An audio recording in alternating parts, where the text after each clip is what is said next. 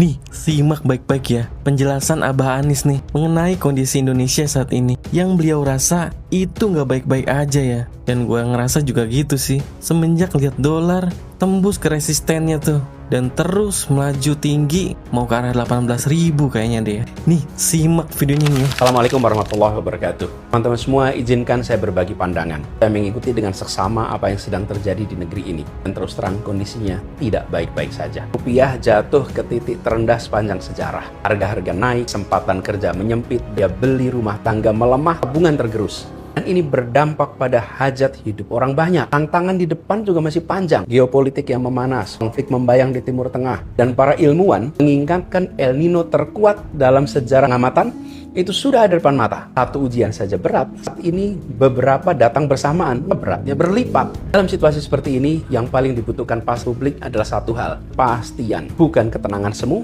bukan masalah yang ditaburi gula-gula, tapi kepastian yang lahir dari transparansi dan kejujuran. Dari arah yang jelas, dari pemerintah yang tahu akan kemana negeri ini dibawa. Sayangnya, itu yang justru tidak kita dapatkan. Data dipilih-pilih, hanya yang baik yang ditampilkan, yang buruk disembunyikan. Komentar pejabat soal situasi serius sering terdengar enteng dan bercanda. Kebijakan berubah-ubah, hari begini, besok berbeda. Pasar bingung, publik bingung, investor menahan diri, sebagian kabur. Keteladanan juga tidak hadir. Saat rakyat diminta berhemat mengencangkan ikat pinggang, pemerintah justru sibuk dengan hal-hal yang bukan prioritas. Pemborosan di atas, pengetatan di bawah.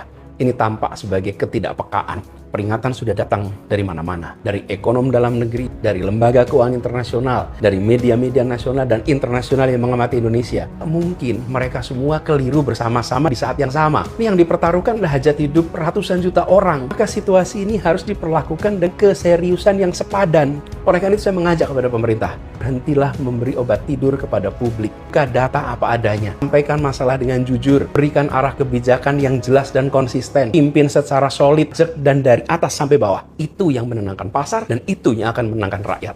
Lalu kepada teman-teman semua, bersiaplah. Suka tidak suka, masa-masa berat masih ada di depan kita. Tekanan ekonomi belum reda, cuaca ekstrim akan hadir dan menerpa, dan dunia di luar sedang bergolak. Tentu kita tetap harus optimis bahwa kita akan bisa melewati itu semua. Asal kita berjalan dengan mata terbuka, bukan dengan ilusi yang dibuat-buat. Kita pasti bisa, tapi syaratnya satu, serius. Mari kita serius mengurus bangsa ini.